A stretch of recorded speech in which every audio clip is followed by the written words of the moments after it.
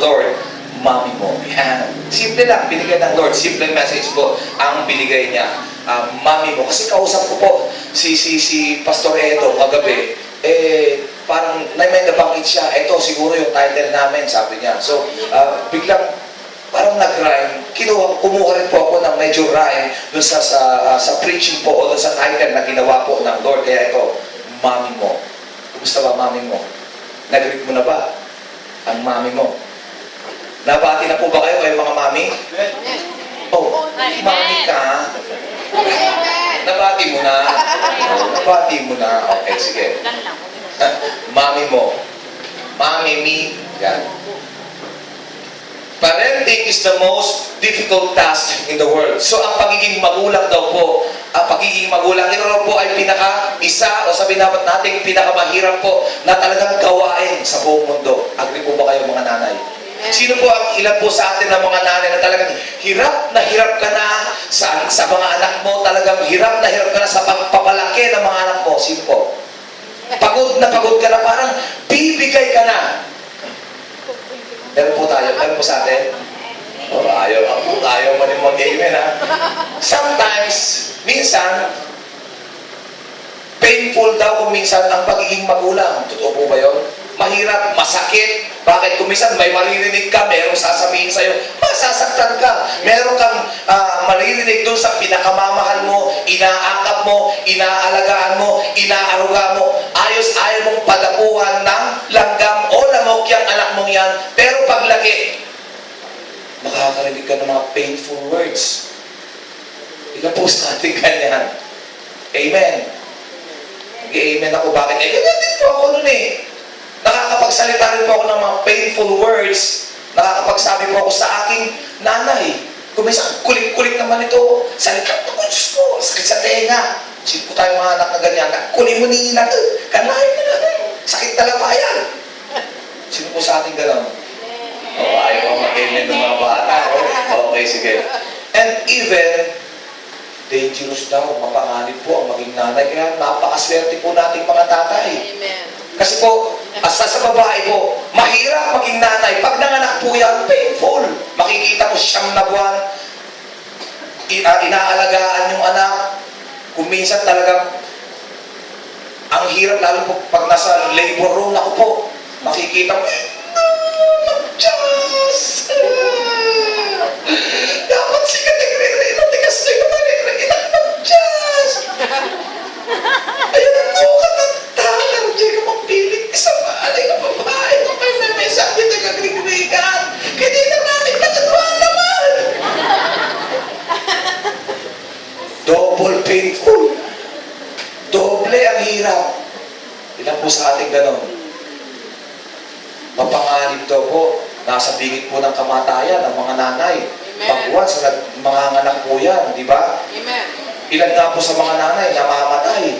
Totoo po ba yun? Dahil po sa panganganak. O sige, diretso mo na. In the book of Genesis 3:16, to the woman, he said, painful, I will greatly multiply your sorrow and your conception. In pain, nakita mo? Ang Lord, sinabi niya in pain dahil po sa nangyari sa kanya na kinain. Sinuway niya ang utos. Take note the word, sinuway. Kaya kayong mga babae, mahilig kasi kayong sumuway eh. Kaya yan, ang nangyari sa inyo. Sinabi naman, magpo-boyfriend muna. Sinuway. Kaya ang dating painful. Yan. Tama ba, Sister Nia? Bakit painful? Aba, ang hirap. Pero yun po, yung laptop po niya, yung Skype. Magdamag po yan. Painful po sa kanilang dalawa yun. Bakit? Pero yung Skype, tulog na yan, naka-on pa, pinapanood ng asawa. Hindi ka pa naman sabi, sira ko natin itong mag-asawa. Pero tulog na yung asawa, pinapanood sa Skype. Alas 4, nakabukas pa yung Skype. Masakit po. At ang hirap ng ganong situation. Diba? Kaya kayo mag-aasawa, mas maganda. Prepare for your future. Mas maganda yung magkasama kayo. Pero kung hindi po maiiwasan yung situation, ganun po talaga. Pero mas maganda sana, magkasama po kayo. Buti sana kung nandiyan lang sa Cubao eh. Pwede kang pumunta eh. Anytime, pwede mo siyang puntahan. Pero yung malayo, naku po, ang hirap po nun. Amen po. Amen. Ano pa? You shall bring forth children. Your desire, eto, kaya kayong mga babae, dapat, huwag na kayong susuway. Bakit? Kasi may mga babae, di ba Sister Lea May, na ang desire nila, iba pa rin. Nagdi-desire pa ng iba. Di ba? Yan po ang mahirap kung minsan eh. Yan. Kaya mga babae, your desire ay dapat sa husband lang po ninyo. Maski na dimakritisyan nila kayo, desire pa rin nyo. Yung asawa po ninyo, yung focus nyo, sa asawa pa rin po ninyo. Amen. Amen po. Amen. Kung ayaw nyo ng pain, kung ayaw nyo ng yan, sorrow. Okay? Tinuturuan po tayo ng Lord. Ano pa? And He shall rule. Kaya, mga babae, wala tayong wala kayong magkakawa. Eh talagang sinabi ng Lord eh. He, ang lalaki, shall rule over you. Siya talaga. Ibig sabihin, hindi naman talaga sasaktan. Ibig sabihin, siya po ang susundin ninyo. Siya ang head. So, ibig sabihin po, susunod po tayo. Yan po ang sinabi ng Lord. Amen po ba mga babae? Okay lang po ba ng lalaki daw ay mag-rule? Amen? Mukhang ayaw sumunod eh. Hindi! Ako ang mag-rule sa bahay. Ako may trabaho eh. Hindi, ako ang mag-rule. Bakit? Ako may pera eh. Kaya na nangyayari? Andun yung pain. Andun yung sorrow. Kaya ilang kalalakihan doon, lablaba. Eh siya nag-rule eh. Bakit? Eh siya nagtatrabaho. Wag nyo naman po, maski na po kayo po may trabaho. Eh wag naman po sana na kayo po ang mag-rule sa tahanan pa rin po ninyo. Amen? Ayaw po ng Lord yun. Sige, diretso. Pangalawa. Yan ba yun? Nakita nyo? Rachel labored in childbirth and she had hard labor. O, diba? Mahirap. Sino bang mga hard labor? Nag-labor ito ang hirap. Ilang CNN, ilang oras na magdamag na. Wala pa rin, di pa rin bumubuka yung sipit-sipitan. Nag-riga tayo, nagsipit. Sa center lang po, ganyan eh. Hard labor. Kaya may sinasabi, ang hirap naman mag-labor nito. And it came to pass when she was in hard labor that the midwife, kaya tingnan nyo, nung unang panahon pa lang eh, may midwife na eh. Kaya mga midwife, sila po ang nagpapaanak. When she was in hard labor that the midwife said to her, do not fear, you will have this son also. And so it was as her soul was departing, for she died. Nakita nyo? Namatay. Kaya dangerous. Minsan, may papipiliin pa. Sinong gusto nyo iligtas natin? May ganyan eh. Yung nanay o yung anak. May mga ganyang cases. Ano sabi ng tatay? Yung asawa ko na lang. Kasi may ganon, di ba? Ang hirap mag-desisyon nun. Sino kaya ang pipiliin natin? Brad? Sino kaya? Yung nanay o yung anak? Bahala na, Lord. Nandun sa situation na yun. But anyway, may ganyan po. That she called his name Benoni, but his mother called him Benjamin. So Rachel died and was buried in the way to Ephrath. And Jacob set a pillar. So sige, diretso. Ibig sabihin po, dangerous po, mapanganib po ang panganak. So ngayon, nakalagay po rito, kanina lang po inad ng Lord. In the book of Psalms 113 verse 9, so ngayon, kung sinasabi po natin na painful ang pagiging nanay, mahirap maging nanay, dangerous po ang panganganak sa part po ng ating mga magulang. Ngayon, eto, the book of Psalm 113 verse 9, paano natin mapapaligaya ang ating mga magulang? Yun po yung tanong dun eh. Sinasabi natin, ang hirap pala manganak, ang hirap pala, dangerous pala. Pero sinabi, He grants the barren woman a home like a joyful mother of children. So, paano kaya natin magiging joyful yung mother po natin? Paano natin magagawang joyful o maligaya yung ating mga magulang? Paano sasabihin ngayon ng magulang natin na siya ay masaya sa kanyang mga anak? Alam mo, gusto niyo po maging masaya yung magulang natin? Sinong gusto? first. Praise the Lord. Praise the Lord. Ang gusto lang po, ang kaligayahan, isa sa kaligayahan po ng magulang, ang gusto po niya na maging maligaya ang ating mga magulang. Paano po? Yan, dapat nakikita niya na ang kanyang mga anak ay nandun po yung pagsunod nila sa ating Panginoon. Dapat nakikita po ng ating mga magulang na dapat po, ibig sabihin, religious, may relasyon po sa Lord. At yan po ang pinakamasarap na makita ng isang magulang na ang anak mo ay meron pong relasyon o merong tamang pakikipagrelasyon sa Lord. Amen? Nanay ko lang po eh. Nung hindi po ako nag-praise the Lord, ano bang ginagawa ko nun? Raise the roof. Yeah! Raise the roof, man! Woo! Party, party! Raise the roof! Grief. Ang nanay ko. Sakit ulo. Eh, hindi po nagiging joyful yung mother ko. Bakit? Madaling araw, naghihintay. Lola mo, naghihintay. Madaling araw. Alas 3, nandiyan sa pintuan. Pero alam niyo po, to God be the glory. Hindi ko po sinasabing perfect ako. Pero unti-unti, nung nakita ng nanay ko, na naging Christian po ako, alam niyo, natutuwa siya. Biglang, di ba ma'am, sinabi niya, ang laki daw ng binago ng Lord. Hindi po ako yun, ang Lord. Kung ako, hindi ko kaya. Hindi ko po kaya. Pero dahil po, sa grace ng Lord, dahil unti-unti, doon minsan mahirap talaga, pero nandun po yung Lord para gabayan tayo. Amen? Kaya nga po kung gusto po natin mga anak na maging maligaya, maging joyful yung mother natin sa ating mga anak, we must praise the Lord. Dapat makita ng ating mga magulang, dapat po nakikita niya yung changes sa atin spiritually. Dapat nakikita niya na unti-unti nagkakaroon po tayo ng relationship sa ating Panginoon Diyos. At pag nakita po ng ating mga magulang na ganun po tayo, wala lang pinakamasayang magulang sa buong mundo, kundi yung magulang po natin. Kaya dapat, mga anak, maging modelo po tayo dyan. Amen ba, Brother M? Amen. Alam mo, tama yung narinig ko kagabi. Gusto ng Lord eh. Mga kabataan, maganda yun. Sana sooner or later, maihiwalay natin ang service din ng youth. Tsaka ano. Para, iba kasi yung tuktugan ng youth. Iba rin yung tuktugan kasi ng mga medyo ano. Ay, hindi pa ba? Okay, sige, mamaya na. Diretso na ako. Nakalimutan ko di ba nag-pray ka naman na eh. Sige.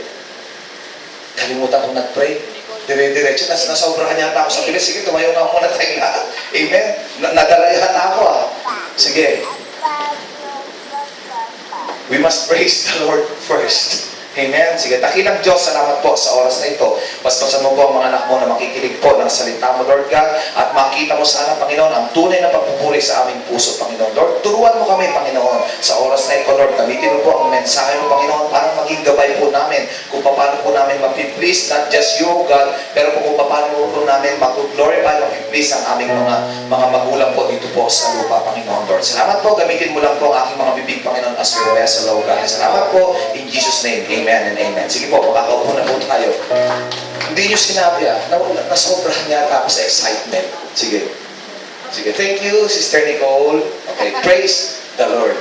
Okay, sige. Praise the Lord. Amen. Sige. So, pangalawa, Psalm 131 verse 2. Gusto nyo maging joyful? Una, ano sinabi? Praise the Lord. Pangalawa, Psalm 131 verse 2. Binigay lang po ng Lord kasi kanina eh. Nung nasa loob tayo kaya di na po na ilagay. Sige po. Pangalawa, bibilisan ko na kasi mainit eh. Pati po ako, pinapawisan. Surely, I have come and quieted my soul. So sabi po rito sa King James Version, I have behaved. King James Version. Ito po yung King James. So gusto natin na maging joyful ang mother natin. Paano daw? I have behaved. So ibig sabihin, behave. Mga anak, gusto ba natin maging masaya at humaba ang mga buhay ng ating mga nanay? Amen. Behave. Amen. Relax na amen mo sisa. Kaya mga anak, pag sinasabihan kayo, oh anak, behave ba? Buti pa yung mga bata, behave ba? Yes, nanay. Behave ako. When the mouse is away, the cat will play. Behave ba? Yes, nanay. Baliktad. At baliktad ba? When the cat is away, the mouse will play. Baliktad. O, nakita mo? So, behave. Behave ba kayo? Sabi ni sis, amen. Parang pigil eh. Oo, alam ko naman eh, behave naman kayo eh, di ba? Behave tayong lahat. Okay, so behave and quieted. Pag nagsasalita si nanay, quiet ka na lang. Di ba? Tenga. Tenga.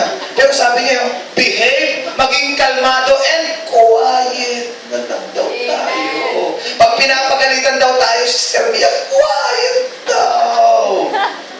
Hindi daw sumasagot. Amen. Araw nyo ngayon. Araw natin. Anyo pala nyo. Sige. Like a weaned child with his mother. O, katulad daw muna. Hinihili. Nung bata ka, pag gutom ka, tahan na anak. Pag may nararamdaman ka pa, anak, tahan na. Binigyan ka ng dodo, di ba? Pag kinausap, itigil na eh. Eh, si Kurt lang eh. Pag-gising, ay naku! Sa murang edad nyo, kaya na umiyak eh. Pag sinaksakan mo ng dodo, Itigil. tama na anak, tahan na. Eh kaso hindi. Ay ako! Basta galit ako! Eh ngayon, ganun na eh. Ganun ba tayo mga anak? Amen. O, nag-amen. Bakit ganun din ako eh? Yung mga kabataan na to, mga plastic talaga. Ayaw mag-amen, ha? Ayaw nyung tanggapin ang katotohanan, ha? Oh. Child is my soul within me. Sige. O, diretso. Ano pa? So ngayon, meron pa ba yan? Ayan. Yung ba yata yan, ano? How can we give value and importance to our mommy? Mommy. So, paano daw natin mabibigyan po ng value? Halaga. Yan. Importansya. Importansya ng ating mga nanay. Amen. Oh, mga anak. How? How. Di karabaw. Mga anak, tayo kinakausap. Anak. Tatay. Apo. Ay, panayagin na sa akin ng apo ni sister, ano? Sabi niya, hello baby. O, sige, diretso. Ito po ko Romans 16. I commend to you, TV, our sister, who is a servant of the church in Cenchrea. Saan daw? I commend first. Eto, nilagay ko kanina to eh. Actually, ginawa ko na grace eh. May dinagdag ang Lord eh. So, paano natin mabibigyan ng value o halaga o importansya? We must give grace. Yun yung sinabi ko eh. We must give grace sa ating mga magulang. Hindi po pwede na tayo lang po ang binibigyan ng grace, ng grasya, ng pagpapala. So dapat po as a son, as a daughter, dapat po sa ating mga magulang, tayo rin daw po ay marunong daw pong magbigay rin, magparamdam ng blessings, ng pagpapala, ng importansya sa kanila. Ano sinabi niya? Commend. Pag sinabing commend, sinanay naman oh. Commend ng commend, nakakainis. Amen? Commend. Pero pag sinabi kong commend, praise formally. Kailan po natin na-praise, nabigyan na ng commendation, halaga, ang ating mga nanay. Napuri na kaya natin. Nay, salamat, ang bait-bait mo ah. Sabi na kaya natin yan. Commendation. Sino gusto ng commendation? Sa Lord. Amen. We must commend our parent. Amen? Amen? Amen. Sabi rito. So bakit? Bakit kinakailangan natin bigyan ng importansya? Commend. I-acknowledge, tama ba? commendation, i-appreciate ang ating mga magulang. Who? Servant mo kung minsan.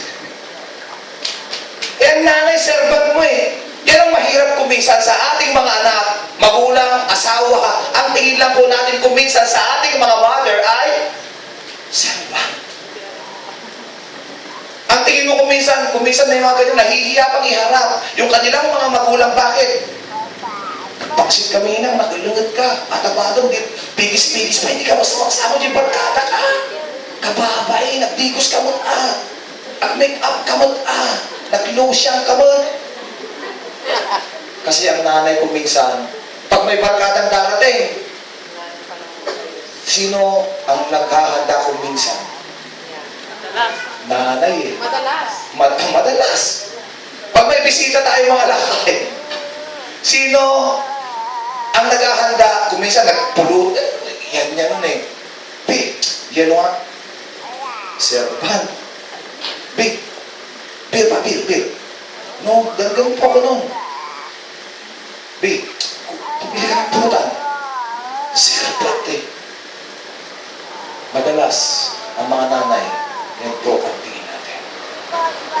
So dapat po, bilang mga magulang o mga anak, minsan, huwag naman po daw natin ituring na servant ang mga nanay.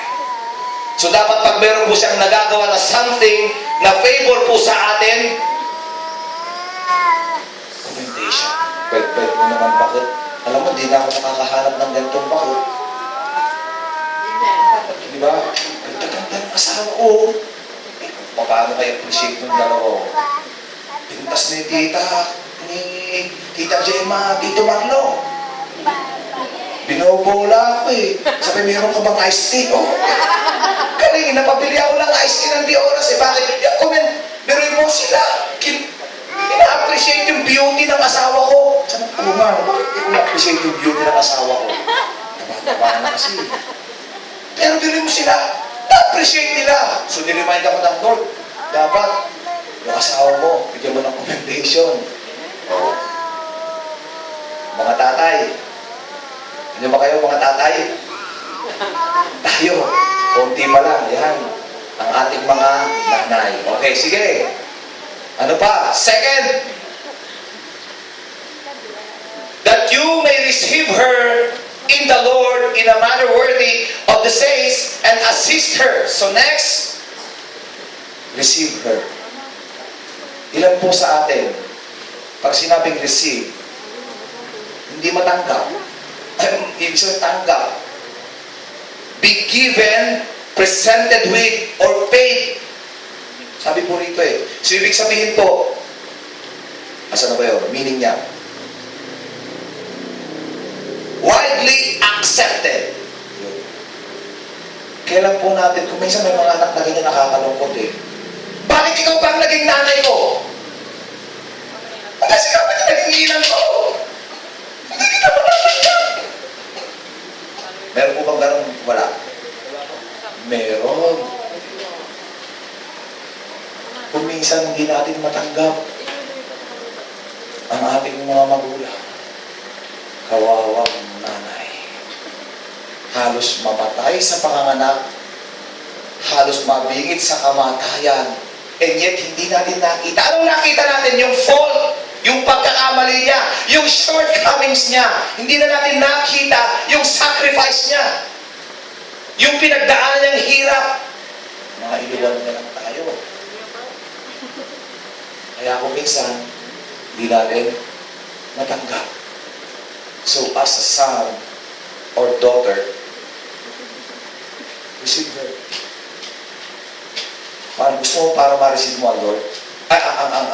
Ang nanay mo, kailangan magkaroon ka ng relationship sa Lord. Right? Tamang relationship.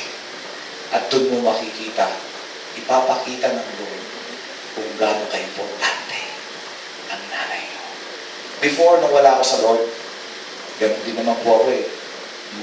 Bakit siya ang naging gusto ko lang siya eh. Pag meron ko na-receive. Pag pag binibigyan ako ng bait ng mama ko, tanggap ka lang. Sarap na tumanggap. Pagkatapos nun, wala na. Nakalimutan mo na ang nanay mo. Pero alam niyo po, nung nagkaroon po ako ng relasyon sa Lord, pati yung shortcomings niya, pati yung kahinaan niya, kaya mong tanggapin, ay i-receive, kaya mong tanggapin, bungangera, okay. Receive her in the Lord. Amen? Pangatlo, a mother worthy of the saints. And, eto na naman, pinapakita lang ng Lord, assist her. Hoy, assist daw mga anak. Yung nanay ko minsan niya, di ko na kaya anak ko, i-assist ko naman yung trabaho. Kung minsan di ba? Hindi ba ko lang ha? Please pass the ball. O assist ko sa'yo ito ha. O ayoko. Bakit kita i-assist? May pupuntahan ako eh. Ano pa pala? Kasi importante yun eh. Si kawawang nanay, may saan maglablaba. Di ba yung ibilan? Ayaw pang tulungan. Ayaw i-assist yung nanay. Kawawa nandun mag-isa. Sa bahay, nagmumuy-nguy, lablaba. Pati naman nag-anak ko. Lakay ko yan nung langata. Walang assistance. Amen? Bakit? She's not just a helper. Hindi lang po helper yan. And assist her in whatever. Ano daw? Whatever. Eh kaso na niya, whatever, loser ka nanay. Mami, loser ka. Di ba? Double loser. Whatever, business mo yan maglaba. Pakiko. Business mo yan ang ugas ni pinggan. Pakiko. Basta ang business ko with my friends, to be with my friends. Tama hindi? Tama. Aray ko, pastor naman. Ganon din po ako eh. Kaya nga sinasabi ko, kasi naging ganon din po ako eh. Pinababayaan ko yung nanay ko, nakaigda ko, hindi ko man makupin yung pinaghigaan ko. Hindi ko mahugasan yung pinagkainan ko. Kawawang nanay. Bakit? May sarili kang business eh. Anong business mo? Text. Mami, pa-receive naman ng load. Si kawawang mami, ando na naman to assist us. At idul-dulin ng 30, may gatag na kumamot tabako na habang lablaba. Itag na ba eh? Para lang maasistihan si her, si him. Ito friend, ang kawawang nanay nandun. Sinong friend niya yun? Si laba at si washing machine. Oh, yun ang friend niya. Inaakap niya eh. Ako si ano eh. Ayaw niyang bitawan yung washing machine eh. Hindi naman tatakbo yun. O, di ba? Binabantayan yung labahan. Hindi ba kayo mga friend? Ano pa? Bakit doon napunta ito? Wala naman yun na. Pag-lead ka niya, pag-lead niya si you, wala si lead. Nandun, umalis si you. Ang bihirang you to. Pag-lead na, wala nang assistant si nanay. Andun saan? Sa lakuhan siya. Si you. Andi ba kayo mga you? As. Nabulo na tuloy ako. Ano ba? For indeed, she has been a helper. Ano siya yan? Wala nang helper. Yung si helper, wala. Sinong tinulungan na? Si friend. Magkasama sila. Iba yung help, tinutulungan. Yan. She has been a helper of many and of myself also. Nakita mo? O, sige. Ano pa? So much for that. Romans 16:3. Greet Priscilla. Hindi si Almeda yan, ha? Tayong mga lalaki, kung pag dumating si Priscilla Almeda, hi! Di ba? Hello, Priscilla. Priscilla and Aquila, my fellow workers. Ilan kaya sa atin, pag nakita yung nanay natin, nag-greet kayo natin, Miss, please ka na, tabi ka dito. Pagkasadan, please ka na. Tabi, pero ka, please ka. Napudot ni ulo, napudot. Ilan sa ating ka noon? Di ba? Minsan, good morning, ma. Oy, good morning. Nakaluto ka, mama, di almusal ko. Yes, anak, kawawa naman si nanay, no? Para sa'yo, anak, nakaluto akong tihatog kan iklog. At dapat tasting dita kan juice. Simple. Thank you, ma. Lalpas nga na nga, ma, pakiugasang man dahil yun ang anak tanda pa pala. Kasi darating yung friend ko, i-greet namin siya ng happy birthday. Greet. Nag-greet na ba natin? Amen. Before anything else, nag-greet na natin yung friend natin eh. Yung nanay kaya natin, nag-greet na natin. Wow, sana ganun po tayo. Amen? Oh, ano? Wala. Nag-greet mo na si mama mo. Ay! Kaya pala dito, pupunta si greetings. Okay. Kaya mamaya, greet mo naman siya. Bakit? Fellow worker. Yeah. Bakit hindi mo mag-greet? Dahil worker lang siya. O, pakatingin mo, manggagawa isang muchacha sa bahay. Kaya parang minsan, katulong tingin mo, kaya hindi mo siya mag-greet. Diba? Agli si kantay, kaginawan, hinangil, yung kakupinan na din nagigtaak. O, sige. Diretso. Who risk? Sino daw sila? Their own necks. Yan ang nanay. Handa nilang, ano ba Tagalog na risk? Ibuwis. Ang kanilang ialay. Ang kanilang buhay. Kanilang tenga. Tenga. Alang-alang sa ating buhay. Yung ganyan mga magulang, handang magsakripisyo, alang-alang sa atin. Amen? Amen. Whom not only I give thanks, yun na naman. Whom not only I give thanks, ma, thank you naging magulang kita.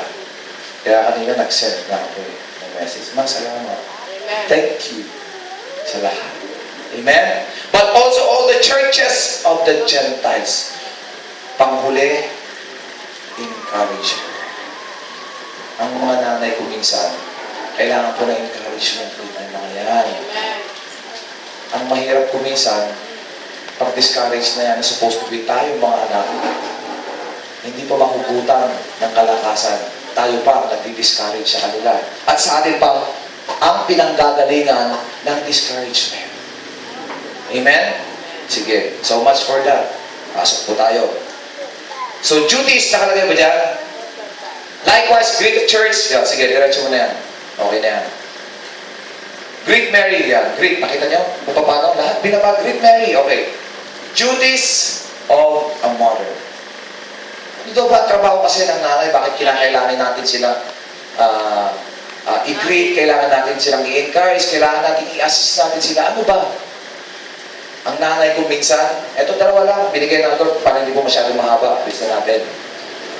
First, Genesis 21 verse 21, He dwelt in the wilderness of Paran and his mother took a wife. Kung minsan, yan. Ang gusto kong mapangasawa mo. Kaya may mga nanay na ganyan eh. Gusto ko mabait. Gusto ko masipag, masunurin. Eto, daw nagkakamali si Rachel. Rachel, tama, and Isaac. Ito yun eh. Namili ng mababang asawa. Kaya kung minsan, di ba, may mga nanay, gusto ko anak, paglaki mo, yung ganito. Kasi sa Old Testament, ganun din eh. Sinong nanay ang may gusto ng anak mapunta sa mali? Meron po ba? Ang magulang, always the best ang gusto po nila. Amen po? Pangalawa, sige. Exodus 2:8-9. And Pharaoh's daughter said to her, "Go." So the maiden went and called the child's mother. Then Pharaoh's daughter said to her, "Take this child away and nurse him for me." Ano daw? Nourishes us. Nurse him for me. So ang nanay, ninonourish na po tayo. Inaalagaan, hindi lang po physically, hindi lang po, kundi dapat spiritually. Amen? Amen. Sige. And, ngayon, the sacrifices of a mother. Sakripisyo.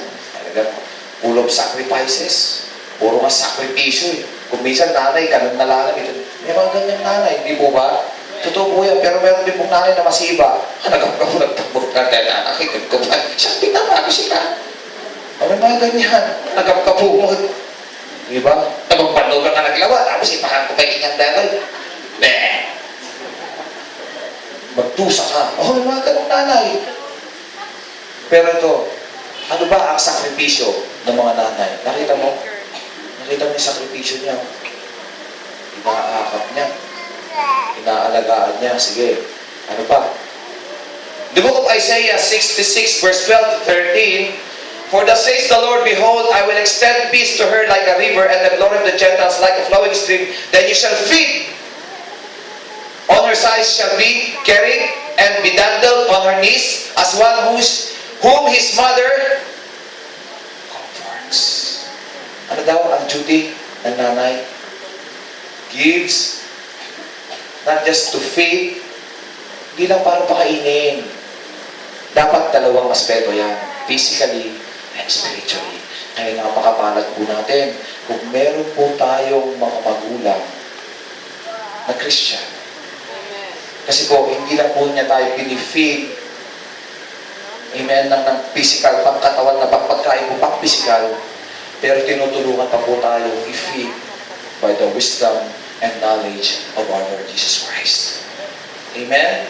On her side, anong duty niya? Palagi po yan, nandyan sa tabi. Nakikita ko eh. Pag brown out, pinapaypayan. Pag may lamok, langgam, kuton. Binabantayan, nakikita ko po silang maglola eh. Yung nanay, nakikita ko yung nanay tulog nga eh. Oy, grabe ka pa. Ay, grabe. Ako nagigising. Pero si Lola, halos ayaw madapuan ng lamok. Di po ba mga lola? Kung minsan nga, mas spoiled. Sino yung mga lola's pet dito? Mas spoiled. Nakita mo? Mas spoiled ka pa sa lola mo kaysa sa nanay mo eh. Totoo? True? Hindi. Kung minsan yung anak mo, hindi mo maibigay doon sa anak mo. Pero pag lola ka, pwede kayong ibigay doon sa apo mo. Oh. Ganyan sila. On her sides. Tinitignan niya, binabantayan niya tayo. Baka may danger na may mangyayari. Shall you be carried? Kita mo?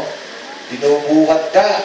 Pag hindi ka makatulog, nakikita ko si Mia nun, yung hindi makatulog, la la la la la la la la la la la la la la la. Maya.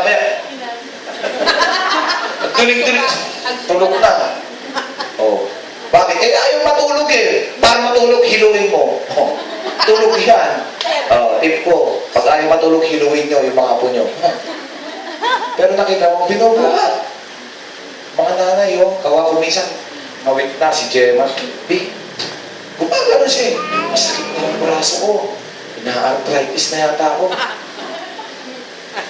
Bakit? Kabubuan at pipipikal teima ko. O, sino mo sa mga lola sa atin? Kung minsan, ayaw mong ibaba yung apo mo, yung anak mo, maski na namamanhit na yung kamay mo. O, di ba? Pero tayo mga tatay, ako lang eh. Kanina lang eh. Sakit, nalikot-likot ng anak mo eh. Hindi ko mabuhat eh. O, pero apo ko, iba ang nanay. Maniwala po kayo. Ako po, hindi ko ano, binababa ko kaagad sa crib yan eh. Ano pa? And be dandled on her knees. Paano ba yung dandled? Dandled. On her knees. Paano yan? Basta, yun. Yan. As one whom his mother comforts, so I will comfort you. Nakita mo? Comfort. Sinabi ng Lord, ganyan po ang Lord sa atin. Parang nanay daw, Lord. Paano niya tayo alagaan, pakainin, binubuhat. So, I will comfort you, sinabi ng Lord. At kanya ng mga nanay, nasa kanila yung comfort, and you shall be comforted in Jerusalem. Nakita niyo yung duties ng mga mami? Ganyan ba ang mami natin? Wala sumasagot. Ganyan ba ang mami natin? O sabi ni Sister Ricky, sumagot ka naman. Sabi niya kay si Brother Bo, kay Brother Francis, sumagot ka. Brother Francis, sumagot ka. Wala kang bawang mamaya bukas. Sige, ano pa? 13? Meron? Yun na yung pa. Ayun na yun. 12 to The 13. danger. Ba, may danger, no? Of dishonoring your mother. May danger. May promise honor your mother and your father and your mother. Anong pangako? Lalawig daw ang buhay natin. Hahaba daw ang buhay. Oh, may promise. Yun lang po sa 10 Commandments. May promise. Kaya kung gusto niyo lumawig ang buhay niyo, mahalin niyo ang inyong magulang. Amen? Maski na magulang kung minsan. The danger of dishonoring a mother. Danger. Ano? Meron? Sige. The book of Proverbs 20:20. Whoever curses, ilan po sa mga anak, naririnig ko Alam niyo po kwento ni Pastor. Kagabi na kausap natin, lalaki na Kalaro patay. lang daw. Kalaro niya sa basketball yung anak na yun. Pero sa tatay niya ginawa ito Pero sa parents ganun siya Bastos. Tatagay niya yata yung tatay niya. Talagang nagsusuntukan silang mag-ama. Dinuduro niya yung tatay niya. Alam niyo po, sinabi ng tatay? Pagdating ng araw, makakahanap ka rin ng katapat. O, no, isang araw daw po binaril yung anak niya. Masyadong matapang yung anak Bastos kung sumagot. Alam niyo po, binaril daw sa mata. Point, Point blank. Oo. Hindi raw, alam niyo yung nangyari, hindi raw lumabas dito. Pumunta sa puso. Kita niyo, umikot pa yung bala. Pumunta sa puso. Yung intestine niya, lumabas sa ang daming lalabas. Bakit yun pa? Ba't ganun? Ba't ganun? Aba, ewan ko. Pero alam niyo, ano sinabi ng tatay? Mabuti na nga yung pastor. Nakita mo? Natuwa pa yung tatay bakit? Kina-curse niya yung tatay niya. Mamatay ka na sana. Wala kang silbing ama. Wala kang silbing magulang. Curse. Pero sinabi, whoever curses his father or his mother,